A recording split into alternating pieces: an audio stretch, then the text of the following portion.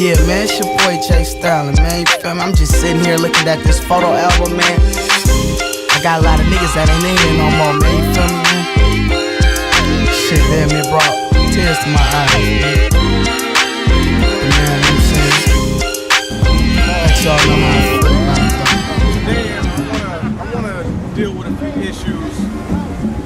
These are some issues that I've been wanting to deal with for quite some time now, and it's regarding many cult teachings that people have adopted. You know, from studying with these cults and belonging to these cults. You know, they've taken these teachings and spread them, you know, to others. So we're going to cover a few of these teachings today. One teaching that's out there is a teaching against the words El and Elohim. Many people have said that those words are pagan and they don't reverence the Most High. Now we all know, or at least we all should know, that El and Elohim are not names. They're titles. Alright?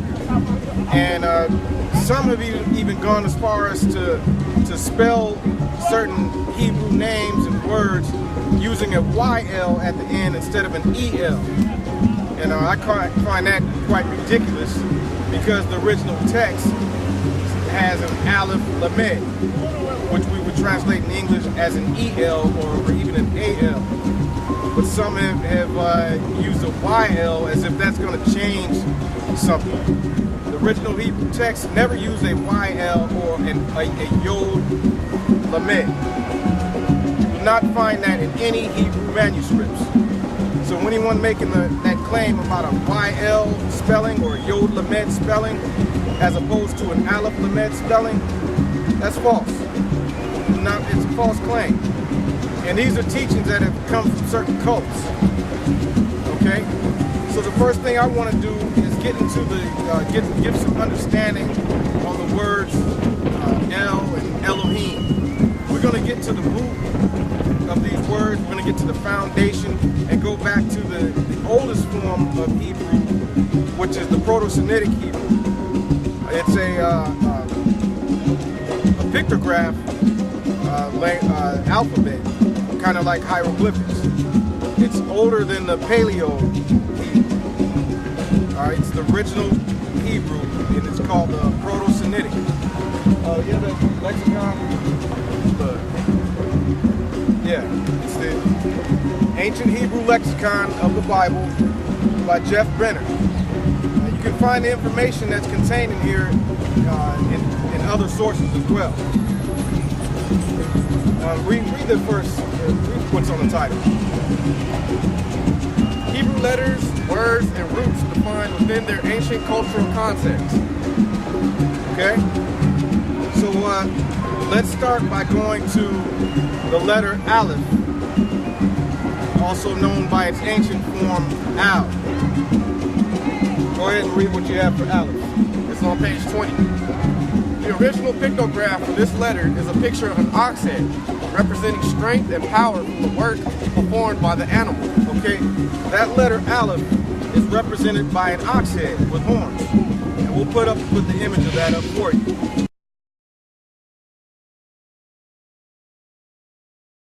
Go ahead.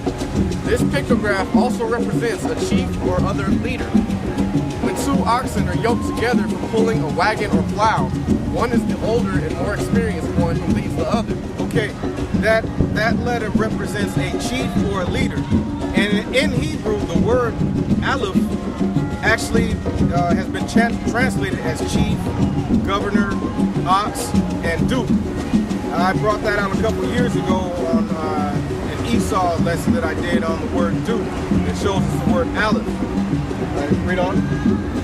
Within the clan, tribe, or family, the chief or father is seen as the elder who is yoked to the others as the leader and teacher.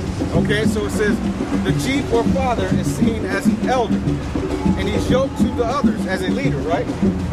Go ahead. The modern name for this letter is Aleph.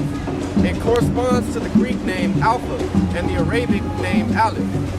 Okay, and we can see in these definitions, you'll see how the Greek language actually derived from Hebrew. you have some people out there who are also bringing out more cult-like teaching, saying the Greek language is a pagan language. Well, it came from the Hebrew language. Okay, so that would mean and any scholar will tell you that the Greek alphabet is related to the Hebrew alphabet. So I never heard of a pagan language. Have you? I've heard of a pagan language. A pagan language. Pagan names, maybe. Right. See, that's more cult teachings. And then when they do these things, they speak down on Greek definitions and Greek translations, but they have no proof showing that a whole language can be pagan. Read on. The various meanings of this root are oxen, yoke, and learn. Each of these meanings is related to the meanings of the pictograph Aleph. The root Aleph is an adopted root from the parent root Al, meaning strength, power, and chief, and is the probable or original name of the pictograph Aleph. Right. So with that information in place, we can see that the name of the letter Aleph is actually Al or El. It's spelled with an Aleph Lamed. So if someone's going to say that word is pagan, it means a god or a pagan deity, then they would have to say the letter Aleph is pagan, wouldn't they? Because it's spelled, the original word is spelled Al or El, Aleph Lamed. All right, but see, you people out there saying these things haven't been taught that. You know, you're probably not even familiar with the Proto-Semitic Hebrew because your cult leader never taught you that. But what you're doing is just repeating lies or half-truths from booklets. All right, and I've read those booklets, and so you guys have to be very careful with the information you get a hold of. You have to learn how to study and not just be a follower. You can't just blind follow things and then share lies because it turns you into a sinner. You got any more? The lam is a shepherd's staff and represents authority as well as a yoke. Okay, so you have the aleph, which represents a ox head, but then the lam, which now is called a lamed, that's represented by a shepherd's staff.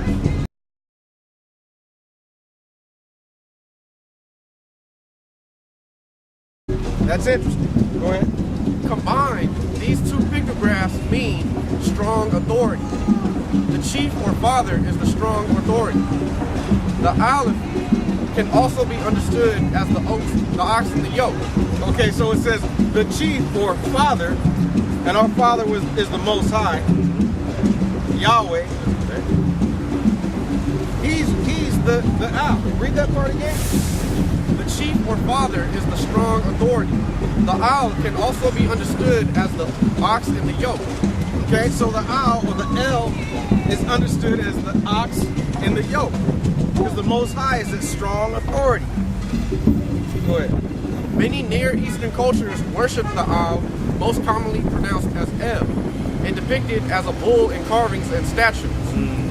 Israel chose the form of a calf, young bull, as an image of God at Mount Sinai, showing their association between the word al and the ox or bull. And see, that's when they went off. Right. That's when the mistake was made, because they gave the glory to images of beasts instead of the Most High.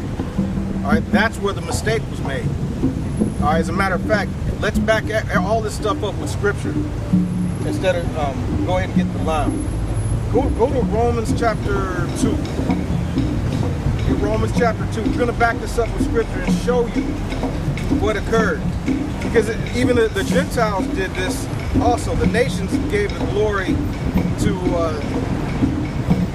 beasts, to the creation instead of the creator. We got Romans 2.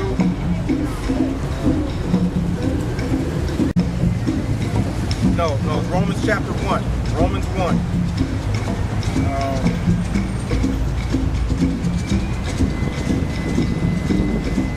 Okay, go ahead and read Romans 1. Start at verse 21. Romans 1 and 21. Because that when they knew the Mighty One, they glorified him not as the Mighty One, neither was thankful, but became vain in their imaginations. Their foolish heart was darkened.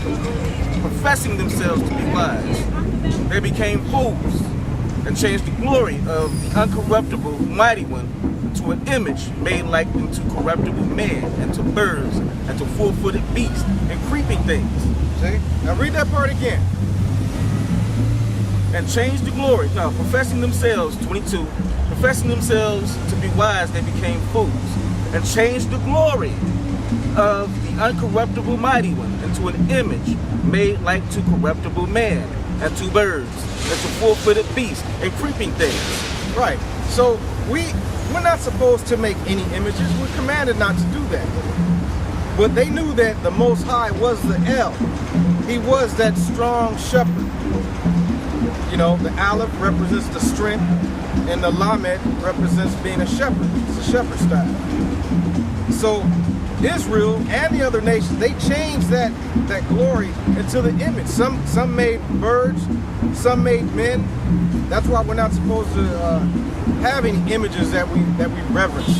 Saying, look at my T-shirt. This is how the Most High looks. Yeah. Nah, this is how the Mashiach looks. Nah, that's pagan. The Most High isn't represented by an image of man. All right. Go ahead and let's read the definition for Lamed. The early Hebrew pictograph is lam, a shepherd's staff. A shepherd's staff was used to direct sheep by pushing or pulling them. It was also used as a weapon against predators to defend and protect the sheep. The meaning of this letter is toward as moving something in a different location. This letter also means authority, as it is a sign of the shepherd, the leader of a flock. It also means yoke, a staff on the shoulders as well as a tie or bind from the yoke that is bound to the animal. Okay. So, with these definitions in place, we can clearly see that El means a strong shepherd. Now, we're going to back that up with Scripture, because Scripture tells us that the Most High is a strong shepherd. Again, Exodus chapter 15. Exodus chapter 15 and verse 2. Exodus chapter 15 and verse 2. Yahweh is my strength and song, and he has become my salvation. He is my mighty one. I will prepare him a habitation, my father's mighty one, and I will exalt him. Okay? So, the Most High is our strength. Let's back that up even further, because there's a whole bunch of scriptures that mention this. Get, let's see, Psalms 18, read verse 1. Then after that, you're going to get Psalm 23. Psalms 18, verse 1. I will love you, O Yahweh, my strength. Okay? He said, read that again. I will love you, O Yahweh, my strength. So Yahweh is the strength. All right? What's the letter Aleph, which is drawn by the ox head, that means strength. All right, now get Psalm 23. 23. And that's what, verse 1? That's correct. Go ahead. Yahweh is my shepherd, I shall not want. Okay? So the Most High is our strength, and he's our shepherd. That's represented by the word El, okay? The Aleph and Lamed, or the Al and the Lam. It means strong shepherd. That's as clear as day. All right? Now people start speculating and throwing in all kinds of conspiracy theories. You know, oh, that word is pagan. El is a Canaanite deity. Yeah, there is a Canaanite deity called El. But who came first? You know, some people lie and say the Israelites picked up that from the El worship from the Canaanites and placed El in the scriptures. Wrong. Before Israel even went into the promised land, they were called Yisrael. That word is made up of two words, Yashar and El, or Al. So before we ran into the Canaanites and had an opportunity to pick up on their pagan ways, we were already Yisrael. All right?